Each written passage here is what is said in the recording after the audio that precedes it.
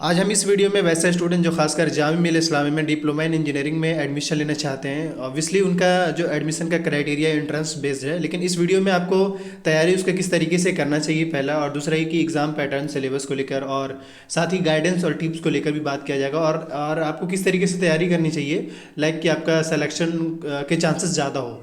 हालांकि मैं अपने हिसाब से ही बताना चाहूँगा कि मेरे गाइडेंस के द्वारा काफ़ी सारे स्टूडेंट सेलेक्ट भी हो गए हैं जामिया में डिप्लोमा इंजीनियरिंग में भी।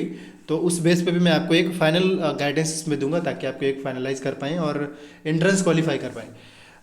अभी सिंपली क्या करना है, गूगल पे जाना है, सर्च कर लेना है, क्योंकि अगर आप जामिया मिल्लिया इस्लामिया के स्टूडेंट्स बनना चाहते हैं या अगर आपका सपना है तो ज़रूर जामिया का official website that is jmicoe.in simple Google पे जाकर सर्च कर लेंगे। देखिए मैंने जैसे सर्च किया, अब इसके बाद सबसे पहले आपको ये हमने JMICOE सर्च किया था, इसके बाद आपको सबसे पहले जामिया मिल्लिया इस्लामिया का आइकन दिखेगा, इस पर सिंपली आपको क्लिक कर देना है। अब यहाँ पे आने के बाद आप ये जामिया मिल्लिया इस्लामिया का ऑफिशियल वेबसाइट पे आएंगे।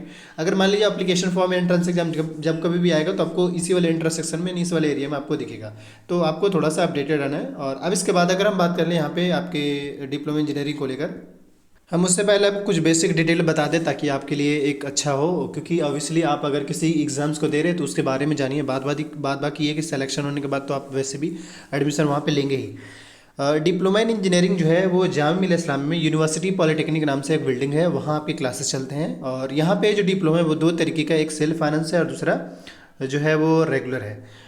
दोनों का फ़ी अलग अलग है, और जो सेल्फ फाइनेंस उसके क्लासेस इवनिंग में चलते हैं और इसका जो क्लास है यानी रेगुलर का उसका मॉर्निंग में क्लास चलता है। सीट्स लगभग दोनों में कॉमन है, बट फ़ी का लेकर थोड़ा सा डिफरेंसेस है। ये हो गया। अब इसके बाद अगर हम बात कर ले, हालांकि सर्टिफिकेट दोनों के लिए, दोनों में मतलब ये जो सेल्फ फाइनेंस लिखा हुआ है इसमें जो सर्टिफिकेट मिलता है वो सेल्फ फाइनेंस लिखा हुआ नहीं मिलता है। बस ये है कि ये दोनों सर्टिफिकेट बिल्कुल जो रेगुलर को सर्टिफिकेट मिलता है वही सेल्फ फाइनेंस वालों के लिए मिलता है। बस फ़र्क यहाँ पे ये जो फ़ी को लेकर होता है, इनको फ़ी ज़्यादा करना पड़ जाता है। मतलब अगर आप देख सकते हैं तो 27,000, बट ये सर्टिफिकेट में दोनों लेग। हाँ ये है कि इनके क्लासेज जो इवनिंग में चलता है तो इसका थोड़ा सा ये ड्रॉबैक है, क्योंकि अब शाम में जो मतलब ऐसा नहीं है, मतलब ये कि स्टूडेंट्स पे डिपेंड करता है, क्योंकि ये इनके इवनिंग में 3 आवर्स के आसपास क्लास चलते हैं, 5:30 से आई थिंक 8:30 के आसपास से। अब इसके बाद जो आगे हम चले तो एप्लीकेशन फॉर्म का जो चार्ज है आपको बता दें वो है अराउंड 700, खासकर डिप्लोमा का। आप याद रखिएगा, अभी आने वाले टाइम में जो अगर आपके फॉर्म फिल होंगे तो आपको इतना ही पे करने पड़ेंगे। अब हम आते हैं इसके यानी यहाँ पे रिजर्वेशन क्राइटेरिया पे, समझिएगा ढंग से, आपको बहुत अच्छे से क्लियर हो जाएगा। जामिया मिल्लिया इस्लामिया में ऐसा नहीं कि सिर्फ जामिया में ही रिजर्वेशन का क्राइटेरिया, जितने भी यूनिवर्सिटी है सभी में रिजर्वेशन का क्राइटेरिया है, बट यहाँ पर थोड़ा सा अलग है, इसलिए स्टूडेंट्स को थोड़ा सा कन्फ्यूजन होता है। याद रखें जब आप फॉर्म फिल कर रहे होंगे या करेंगे तो उस टाइम मैं रिमाइंड कर दूं, अगर आप मुस्लिम स्टूडेंट्स हैं तो जामिया के अकॉर्डिंग आप अपना कैटेगरी मुस्लिम डालिएगा। मुस्लिम में भी कौन है अब वो बता देना चाह रहे हैं, जैसे मुस्लिम है शेख, सैयद, पठान, मलिक, ये जो है मुस्लिम नाम से जामिया में कैटेगरी एक है। इसके अलावा ओबीसी, मुस्लिम ओबीसी भी एक कैटेगरी है, मुस्लिम वेमेन भी एक कैटेगरी है, और इस तरीके से SC ST भी मुस्लिम में कैटेगरी। इसके अलावा जो हो जाते हैं बच जाते हैं वो सारा जनरल कंसिडर किए जाते हैं। मतलब ये कि जो नॉर्मली जो नॉन मुस्लिम जो OBC में है या जनरल में, उनको जनरल ही कंसिडर किया जाता है एज ए जामिया के अकॉर्डिंग। तो रिजर्वेशन का जैसे यहाँ पे लिखा हुआ मुस्लिम माइनॉरिटी मैंने बताया, तो 30% जो सीट्स है वो मुस्लिम स्टूडेंट्स के लिए है। मतलब मुस्लिम में भी शेख, सैयद, पठान, मलिक, ये सब जो जनरल में मुस्लिम में उनके लिए। मगर याद रखें जब फॉर्म फिल करेंगे अगर आप मुस्लिम माइनॉरिटी डालेंगे तभी आपको इसका फ़ायदा मिलेगा, अदरवाइज नहीं मिलेगा। क्योंकि अगर आपको लगे कि हाँ भाई हम तो मुस्लिम हैं यानी जनरल में है मुस्लिम में, तो हम तो जनरल डालते हैं, उससे कोई फ़ायदा नहीं होगा। मुस्लिम में अगर आप मुस्लिम माइनॉरिटी सेलेक्ट करते हैं देन आपका फ़ायदा मिलने वाला होगा। एंड इसके बाद 10% जो है वो मुस्लिम गर्ल्स के लिए है, और अगेन जो 10% मुस्लिम OBC के लिए। बाद बाकी और भी रिजर्वेशन है, लेकिन ये है कि इसके अलावा जो रिजर्वेशन बच गया, मतलब अगर देखा जाए तो टोटल 50% बच जाते हैं। तो ये जो टोटल 50% है वो जनरल कैंडिडेट के लिए है। इसके अलावा जिनके अंदर डिसेबिलिटीज है उनको भी यहाँ पे रिजर्वेशन है, इंटरनल कैंडिडेट्स के लिए भी यहाँ पे रिजर्वेशन है।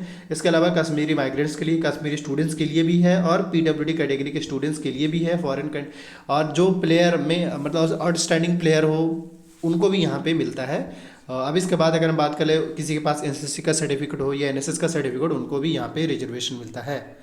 बाद बाकी हम आपको बता दें एप्लीकेशन फॉर्म के बारे में थोड़ा सा आइडिया दे देते हैं। मार्च 2022 के आसपास आपके एप्लीकेशन फॉर्म होने के चांसेस हैं। इसमें ये भी बता दें कि डिप्लोमा में आपके CU सेट होने के चांस नहीं, क्योंकि CU सेट होना भी है, होने के बाद जो चल भी रहा है तो वो अंडर ग्रेजुएट के लिए चल रहा है, डिप्लोमा के लिए नहीं चल रहा, ना ही स्कूल के लिए। इसके अलावा हम आपको यहाँ पर रिमाइंड कर दें कि एंट्रेंस एग्जाम की अगर बात कर ले, सब कुछ अगर नॉर्मल हो गया आने वाले वक्त में, तो आप ये मान के चले कि आपका जो एग्ज़ाम जो होने वाला होगा मई के आसपास में आपका एग्ज़ाम हो जाएगा।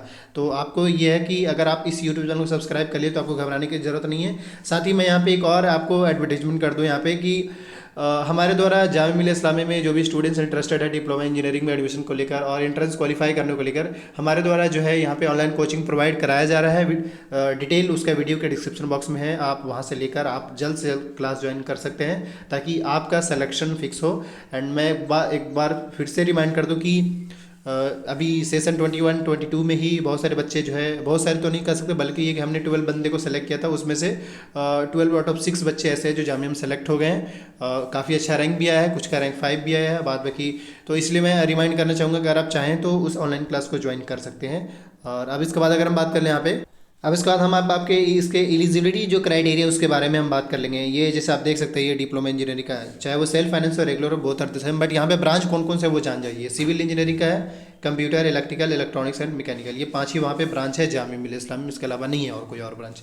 इसके अलावा हम आते हैं एलिजिबिलिटी क्राइटेरिया पे। देखिए आपने जहाँ कहीं से भी अगर आपने 10th करा है तो आपका मैथ साइंस में एटलीस्ट 45% दोनों एवरेज मिलाकर 45% होना चाहिए। मतलब मान लीजिए अगर किसी में 30 है और अगर किसी में मतलब 30 मान लीजिए साइंस में है और 85 अगर मैथ में है, इन दोनों का जो आप एवरेज निकालेंगे वो एटलीस्ट 45% होना चाहिए, देन आप इसमें एलिजिबल हैं। अदरवाइज इंट्रेंस क्वालिफाई कर लेने के बाद भी आपका सिलेक्शन नहीं होगा, ऐसा होता है। इसके अलावा अगर हम बात कर ले जो स्टूडेंट्स 12th कर रखे हैं उनके लिए 40% है ओवरऑल। मतलब 40% का मतलब ये कि साइंस मैथ पीसीएम लिया जाता है तो फिजिक्स केमिस्ट्री मैथ जो हुआ है वो एटलीस्ट उन सब में 40% होना चाहिए। और अगर कोई स्टूडेंट्स 10th बेस बारह है तो उसके लिए 45% होना चाहिए।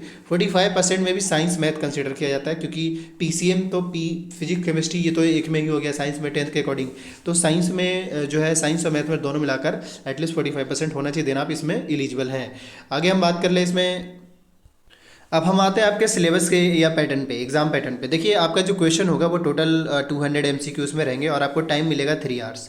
और वो जो 200 MCQ रहेंगे उसमें 67 मैथ्स से रहेंगे, 67 फिजिक्स से रहेंगे और 67 केमिस्ट्री से रहेंगे। अगर आपको फर्स्ट लिस्ट में अपना नाम लाना है तो एटलीस्ट आपको 200 में आज के हिसाब से एटलीस्ट आपको 100 लाना है। अगर आप लाते हैं तो फर्स्ट लिस्ट में आपका नाम आने का पूरे चांसेस है। और अगर इससे ज़्यादा लाते हैं देन आपके लिए बहुत हेल्पफुल, क्योंकि अभी लास्ट टाइम जो कट ऑफ गया था वो अराउंड 130 के आसपास गया था कंप्यूटर का। इसके अलावा और भी जैसे लाइक सिविल मैकेनिकल उनका कम गया था। लेकिन ये कि अगर आप 100 एबव ला रहे हैं या 100 प्लस ला रहे हैं 200 में, देन आपका सिलेक्शन फिक्स है। इसके अलावा हम आपको रिमाइंड कर दें कि यहाँ पे नेगेटिव मार्किंग भी है। मतलब ये है कि अगर मान लीजिए गलत किए तो 0.25 मार्क्स आपका डिडक्ट हो जाएगा सही में से। अब इसके बाद अगर हम बात कर लें यहाँ पे तो जो सिलेबस है वो ज़्यादा आपके लिए इंपॉर्टेंट है। ये रहा आपका 3 आवर्स जो आपको टाइम मिलता है मतलब MCQ सोल्व करने का। फिजिक्स का ये सिलेबस है, ढंग से आपको पढ़ कर जाना है। केमिस्ट्री का ये सिलेबस है, बट ये याद रखें हमारे द्वारा जो टिप्स यहाँ पे मैं आपको यहाँ पे दे दूँ ताकि आप थोड़ा सा एश्योर हो जाए। हमारे द्वारा यहाँ पे फाइनल टिप्स ये है कि सबसे पहले क्या करें, एक सिलेबस उठाएं। ये जो सिलेबस है इसको डाउनलोड कर लीजिए। सिलेबस को जो टॉपिक है टॉपिक वाइज इसको रीड करें, पढ़ें, टॉपिक वाइज सोल्यूशन निकालें, टॉपिक वाइज बुक पढ़ें, इसमें जो भी टॉपिक बताया गया है। अब इसके सिलेबस अगर हम सोर्सेज की बात कर ले तो 9th का NCERT, 10th का NCERT, इसके अलावा कोई भी एक स्टैंडर्ड अच्छी बुक जो हो, चाहे 9th और 10th दोनों के लिए, वो आपको डेफिनेटली हेल्प करेगा। मतलब साइंस के लिए और मैथ्स के लिए। साइंस में फिजिक्स केमिस्ट्री आपको ढंग से पढ़ना है। अगर आपका जो स्ट्रॉन्ग है उसको और स्ट्रॉन्ग करिए, क्योंकि ऐसा नहीं है मतलब 67 मार्क्स में से एटलीस्ट अगर 50 ला देते हैं फिजिक्स में और ऐसे ही केमिस्ट्री में भी ला देते तो ऑब्वियसली आपका फिजिक्स केमिस्ट्री काफ़ी होगा सिलेक्शन दिलाने में। तो ये है कि जो पेपर आपका स्ट्रॉन्ग उस पर और काम करिए और जो थोड़ा सा वीक है उस पर भी काम करिए। ऐसा नहीं वेटेज सबके लिए सेम दीजिएगा ताकि आपको नुकसान ना हो। खैर अब इसके बाद अगर हम बात कर ले आपको कैसे करना है। देखिए जैसे मैंने आपको क्या बताया, 9th का NCERT और 10th का NCERT, इसके साथ ही कोई भी अच्छी स्टैंडर्ड का बुक 9, 10 दोनों का, साइंस के लिए और मैथ्स के लिए। मैथ्स के लिए आप RD शर्मा को फॉलो कर सकते हो, अदरवाइज RS अग्रवाल का भी है तो उसको अच्छे से बार बार मल्टीपल टाइम रिवाइज करिएगा। याद रखिए अगर आप इस एंट्रेंस को क्वालिफाई करना चाहते हैं तो आप जितना ज़्यादा से ज़्यादा रिविजन करिएगा पहला। और दूसरा ये कि प्रीवियस ईयर का जो पेपर आ रहा है, लास्ट ईयर के पेपर 2-3 सालों का उठाइए, 2 सालों का बहुत है, 2 साल का उठा लीजिएगा बहुत होगा। क्योंकि 18 से पहले यानी 18 में जो है क्वेश्चन कुछ और था, 18 के बाद से क्वेश्चन का लेवल बदल गया है। तो मैं सजेस्ट करूंगा कि आप जो है क्वेश्चन के अकॉर्डिंगली आप अपने आप को प्रिपेयर करें। रिवीजन जितना ज़्यादा कर रहे हैं, क्वेश्चन पेपर को देखते रहना है बार बार कि क्या लेवल है, और सिलेबस को जितने भी टॉपिक्स हैं सारे टॉपिक्स पे अपनी पकड़ बना लेना है किसी हाल में। और बाद बाकी मैंने ऑनलाइन कोचिंग के बारे में आपको बता ही दिया, आप ज्वाइन कर सकते हैं। फिर भी अगर किसी स्टूडेंट्स को क्वेरी होगा, वीडियो का डिस्क्रिप्शन बॉक्स में इंस्टाग्राम का लिंक है, मुझे मैसेज कर सकते हैं। या फिर अगर किसी खास टॉपिक पर वीडियो चाहिए कमेंट करिए, आपको वीडियोज़ आ जाएंगे।